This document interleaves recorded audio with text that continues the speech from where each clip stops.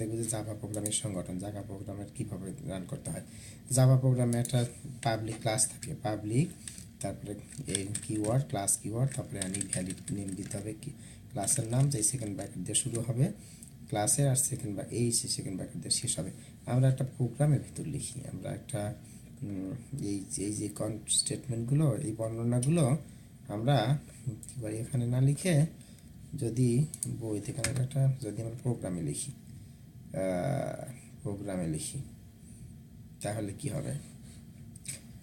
প্রোগ্রামে লিখতে চাই, সাপোজ এই যে ধরেন প্রোগ্রামে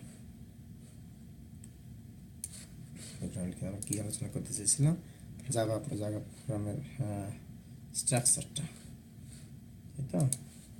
আচ্ছা, তো হচ্ছে যে এই যে জাভা প্রোগ্রামের ধরেন একটা প্রথমে হচ্ছে যে প্যাকেজ আসছে, প্যাকেজ মানে আমরা অন্য প্রোগ্রামগুলোতে দেখবেন জাস্ট হচ্ছে প্যাকেজ হচ্ছে একটা ফোল্ডার তৈরি করার মতো মনে করেন, প্রোগ্রামগুলো এক একটা প্যাকেজে রাখা হয়েছে, হয় যেন এক প্রোগ্রামের সাথে প্রোগ্রামগুলো অর্গানাইজ থাকে। দেখেন চ্যাপ্টার 3 প্রোগ্রামগুলো আমার বইয়ের চ্যাপ্টার এখানে রাখা হয়েছে এই প্যাকেজে, চ্যাপ্টার 4গুলো এখানে। একটা প্যাকেজের মধ্যে অনেকগুলো সাব প্যাকেজ থাকতে পারে বা অনেকগুলো একজাতীয় কতগুলো ক্লাস থাকে, সরি। তারপর একটা ক্লাস নাম দিতে হবে, ক্লাস পাবলিক ক্লাস নাম দিতে হবে। এই ক্লাসের যার নাম হবে ফাইলটা ঠিক সেই নামে সেভ হবে, তার সাথে লাস্টে ডট জাভা এক্সটেনশন। তারপরে পাবলিক স্ট্যাটিক ভয়েড মেন, এটার অর্থ পাবলিক মানে এটা হচ্ছে যে Java multi threaded programming language, এর আগে শুনে আসছেন। তো হচ্ছে যে এটা হচ্ছে যে মেইন থ্রেড, এটা হচ্ছে মেইন দিয়ে বোঝাতে হবে মেইন থ্রেড। মেইনকে জাভা কিন্তু একটা কেস সেন্সিটিভ ল্যাঙ্গুয়েজ, সুতরাং আপনাকে মেইনকে মেইন লিখতে হবে। মেইনকে কিন্তু আপার কেজের এম দিলে কিন্তু এটা হবে না, আপার কেজের এম দিলে এখানে আরও দেখাচ্ছে না, কিন্তু প্রোগ্রাম রান করবে না। আমি আপার কেজের এম দিয়ে রান করার চেষ্টা করি, তা দেখি কী হয়। দেখেন এখানে ওইটাই নাই, যে রান করবেন যে কী হচ্ছে জাভা অ্যাপ্লিকেশন হিসাবে সেই জিনিসটাই নাই, তাই না। দেখেন এখানে মেইন যদি লোয়ার কেজের এম থাকতো তখন কি রান অ্যাজ জাভা অ্যাপ্লিকেশন আসছে, তাই না। এখানে আমি যখন এই লোয়ার কেসটা চেঞ্জ করে যখন আমি আমার দুটো আছে না, দুই প্রোগ্রামের দুটো, তো এটা যখন চেঞ্জ করে আমি যখন এখন হ্যালো ওয়ার্ল্ড এবার মেইন ঠিক আছে, এবার এদিকে সরে যাই, মেইন এদিকে আছে, তখন আমি পাচ্ছি জাভা অ্যাপ্লিকেশান, ইটস ওকে।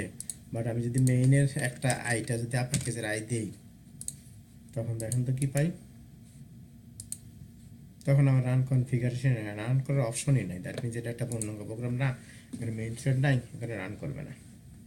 তো হচ্ছে যে এটা হচ্ছে মেইন মেথড কী করে বুঝবো, একজোড়া প্যারেন্থেসিস থাকলে, যে ফার্স্ট বন্ধনী শুরু আর ফার্স্ট বন্ধনী সেট থাকলে বুঝবো এটা একটা মেথড।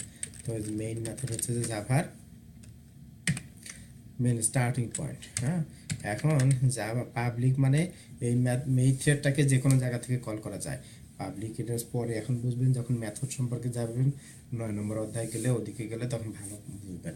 তারপরে স্ট্যাটিক হচ্ছে আরেকটা বৈশিষ্ট্য, যে এটা হচ্ছে যে সাধারণত ক্লাসের মেম্বারগুলোকে অ্যাক্সেস করার জন্য যে একটা অবজেক্ট ক্রিয়েট করতে হয়, কিন্তু স্ট্যাটিক যদি হয় তাহলে অবজেক্ট ছাড়াই মেম্বারগুলোকে অ্যাক্সেস করা যায়। ভয়েড হচ্ছে এই মেথডটা কোনো রিটার্ন করবে না।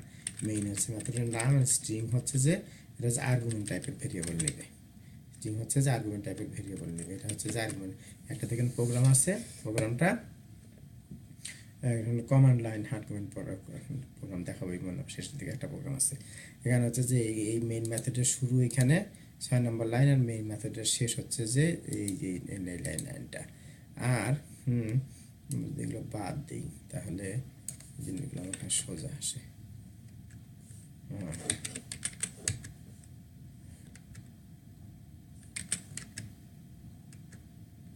আচ্ছা, হ্যাঁ বাদ দিলে সোজা আসছে।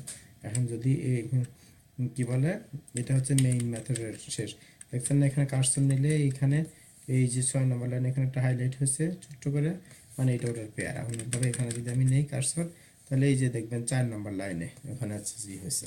এখন যদি আমি এই যে 4 নম্বর লাইনে এখানে যদি একটা দেখেন আমি ডাবল ক্লিক করে দিই, তো প্লাসের মতো এখানে কিছু আছে, আমার মেইন মেথডে লুকায় আছে, এখানে দেখা যাচ্ছে না মেথডে লুকায় আছে, ওভাবে হাইড করে রাখতে পারি, কিন্তু এখানে প্লাসে হাত দিলে এখানে কার্সর নিলে দেখা যায় ভিতরে কি আছে, দেখা যায় সব কলাপস করে রাখা হয়। তো এই হচ্ছে যে স্ট্রাকচার, এই হচ্ছে যে প্রোগ্রামের স্ট্রাকচার। এই জিনিসগুলো বুঝবেন, এই জিনিসগুলো আর বোঝার খুব ডিফিকাল্ট কিছু নাই। এখন হচ্ছে যে এখন আগে যখন আমরা প্রোগ্রাম কম্পাইল করতাম এইভাবে কম্পাইল করতাম, জাভা এইভাবে কম্পাইল করতাম, এইভাবে কম্পাইল করতাম। আর এভাবে কম্পাইল করতাম, এভাবে কম্পাইল করতাম, এভাবে কম্পাইল করতাম, এভাবে রান করতাম। আগের সময় যদি আমি যখন জাভার প্রথম ভার্সনের বই লিখি, সাপোজ মনে করেন এই বই, এই প্রোগ্রামটা, এই যে হ্যালো ওয়ার্ল্ড প্রোগ্রামটা, এরকম করে আমরা নোটপ্যাডে লিখতাম প্রোগ্রাম। এভাবে নোটপ্যাডে সাপোজ প্রোগ্রামটা নোটপ্যাডে লিখতাম, নোটপ্যাডে লিখে এইভাবে গিয়া ওই ফোল্ডারের ভিতরে গিয়া এই যে Java hello world dot Java লিখতাম। হ্যাঁ, এখানে আছে যে বলছে ফাইন্ড নট ফাউন্ড, এখানে আসলে folder Java hello world dot Java, এই যে এখানে ভুল ছিল, ওয়ার্ল্ড ডিটি ছিল, এই জন্য পাচ্ছিলেন না, ওয়ার্ল্ড লেখার পরে জাভা পেয়েছে। এখন তারপরে এটার পরে দেখছেন এই যে তারপরে জাভা তখন যখন ক্লাস ফাইল তৈরি হয়ে যায়, Java hello world dot Java class file তৈরি হয়ে যায়। ক্লাস ফাইল তৈরি হয় কী করে, কোথায় দেখছি আমরা, এই যে ক্লাস ফাইল তৈরি হয়, hello world dot class file যখন তৈরি হয় কম্পাইল করলে প্রথমবার এই লাইন লিখলে এরকম ক্লাস ফাইলটা তৈরি হবে। পরে এবার জাভা ইন্টারপ্রেটার সময় ওই ডট ক্লাসটা লিখতে হয় না, দিলে প্রোগ্রাম রানগুলো এইভাবে রান করে। আগের সময় এইভাবে প্রোগ্রাম রান করা হতো, কিন্তু এখন তো আপনার যখন খুব ঝামেলা ছিল, প্রোগ্রাম লেখা কম্পাইল করা ঝামেলা ছিল, কিন্তু এখন যখন আমার এক্লিপস আসছে, নেটবিন আসছে, এগুলোর ব্যবহার করে অতি সহজেই প্রোগ্রাম হ্যান্ডেল করা যায়, এরর নিয়ন্ত্রণ করা যায়।